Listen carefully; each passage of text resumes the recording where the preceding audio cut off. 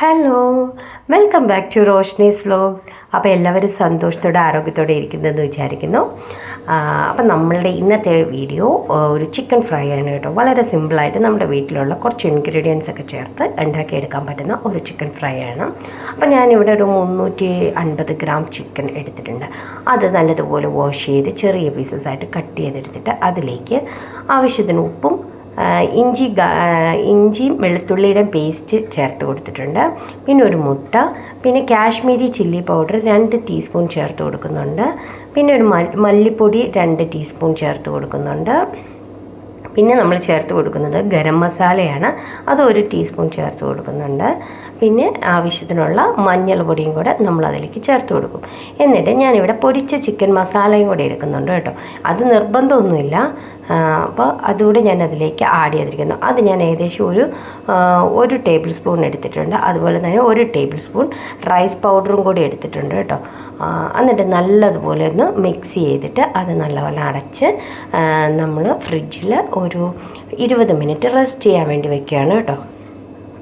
അപ്പോൾ അതിനുശേഷം 20 മിനിറ്റിന് ശേഷം നമ്മളത് ഫ്രൈ ചെയ്യാൻ വേണ്ടി എടുത്ത് പുറത്തേക്ക് ജസ്റ്റ് ഒന്ന് വെച്ചെന്നിട്ട് ഫ്രൈ ചെയ്യാൻ വേണ്ടി പോവാണ്. ഞാനിത് വെളിച്ചെണ്ണയിലാണ് വറുത്തെടുക്കുന്നത്. അപ്പം അതിന് വേണ്ടി ചൂട് കട്ടിയുള്ള ഒരു ചീനിച്ചട്ടി ഞാൻ വെച്ചിട്ടുണ്ട് കേട്ടോ. ഇത് അന്നാലുമിനിയത്തിൻ്റെ ചീനിച്ചട്ടിയാണ് കേട്ടോ. അപ്പോൾ ഞാൻ അതിലേക്ക് എണ്ണ ഒഴിച്ചു. എണ്ണ ചൂടായി വന്നു കഴിഞ്ഞപ്പോൾ കറിവേപ്പില വറുത്തെടുത്തു. എന്നിട്ട് അത് കഴിഞ്ഞിട്ട് അതിനകത്തോട്ട് 2-3 പച്ചമുളക് ഇട്ട് ഒന്ന് ഫ്രൈ ചെയ്തെടുക്കുവാണ്.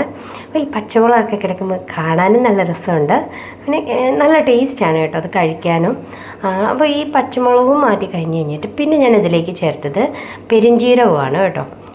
ഏകദേശം ഒരു 2 ടീസ്പൂൺ പെരിഞ്ജീരകവും കൂടെ അതിലേക്ക് ചേർത്ത് കൊടുത്തു. എന്നിട്ട് അത് കോരിയില്ല, അതിലേക്ക് തന്നെ ഞാൻ ഈ ചിക്കൻ പീസസ് ഇട്ട് ഫ്രൈ ചെയ്യുകയാണ് ചെയ്യുന്നത്. അങ്ങനെ 1-2 ട്രിപ്പായിട്ടാണ് നമ്മളത് ഫ്രൈ ചെയ്തെടുക്കുന്നത്. അപ്പോൾ ഇത് നല്ല അടിപൊളി ഒരു ടേസ്റ്റുള്ള ചിക്കൻ ഫ്രൈ ആണ് കേട്ടോ. നമ്മൾ ഈ കല്യാണങ്ങൾക്കൊക്കെ സെർവ് ചെയ്യുന്നത് ഈ ടൈപ്പിലുള്ള ചിക്കൻ ഫ്രൈ ഒക്കെയാണ്. അപ്പോൾ നമുക്ക് ചപ്പാത്തിയുടെ കൂടെയോ അല്ലെങ്കിൽ ചോറിൻ്റെ കൂടെയോ ഒക്കെ കഴിക്കാൻ അടിപൊളി സാധനമാണ്. പിന്നെ ഈ വീഡിയോ ഒക്കെ കണ്ടിട്ട് പോകുമ്പോൾ സബ്സ്ക്രൈബ് ചെയ്യാത്തവരാണെങ്കിൽ ഒന്ന് സബ്സ്ക്രൈബ് ചെയ്ത് സപ്പോർട്ട് ചെയ്യാനും കൂടെ മറക്കല്ല കേട്ടോ. നിങ്ങളുടെ ഈ ഷെയറിങ്ങും മെസ്സേജും ഒക്കെ വളരെ ഇമ്പോർട്ടൻ്റ് ആയിട്ടുള്ള കാര്യമാണ് കേട്ടോ. അപ്പോൾ അത് മറക്കല്ലേ. പിന്നെ മാക്സിമം ഹെഡ്ഫോണൊക്കെ വെച്ച് യൂസ് ചെയ്യുവാണെങ്കിൽ നല്ലതായിരിക്കും. സൗണ്ടൊക്കെ കുറച്ചുകൂടെ ക്ലിയർ ആയിട്ട് കിട്ടാൻ അത് ഹെൽപ്പായിരിക്കും കേട്ടോ. അപ്പോൾ നമ്മളിതിൻ്റെ ചിക്കൻ്റെ തന്നെ 2ാമത്തെ ബാച്ച് നമ്മൾ ഫ്രൈ ചെയ്തുകൊണ്ടിരിക്കുകയാണ്. ഇതൊക്കെ നമുക്ക് സിമ്പിളായിട്ട് നമ്മുടെ വീട്ടിൽ ഉണ്ടാക്കിയെടുക്കാൻ പറ്റുന്ന കാര്യമുള്ളൂ. എന്താണെന്ന് പറഞ്ഞാലും എല്ലാ വീടുകളിലും ചിക്കൻ വാങ്ങിക്കുകയും ഫ്രൈ ചെയ്യുകയൊക്കെ ചെയ്യുന്നുണ്ട്. വളരെ സിമ്പിളായിട്ട് നമ്മുടെ കുഞ്ഞുങ്ങൾക്ക് ഇഷ്ടപ്പെടുന്ന രീതിയിൽ നമ്മൾ ഉണ്ടാക്കി കൊടുക്കുന്ന ഏറ്റവും ഹെൽത്തി ആയിട്ടുള്ള കാര്യങ്ങളാണ്. പുറത്ത് പോയിട്ട് നമ്മൾ ഇതൊക്കെ വാങ്ങി കൊടുക്കുക എന്ന് പറയുമ്പോൾ അവരതിൽ എന്തൊക്കെ ഇൻഗ്രീഡിയൻസ് എക്സ്ട്രാ ആഡ് ചെയ്തിട്ടുണ്ടാവും, അല്ലെങ്കിൽ അവർ ചെയ്യുന്നതിൻ്റെ ഓയിൽ നമ്മൾക്ക് ഒരു ഉറപ്പുമില്ലാത്ത ഓയിൽ.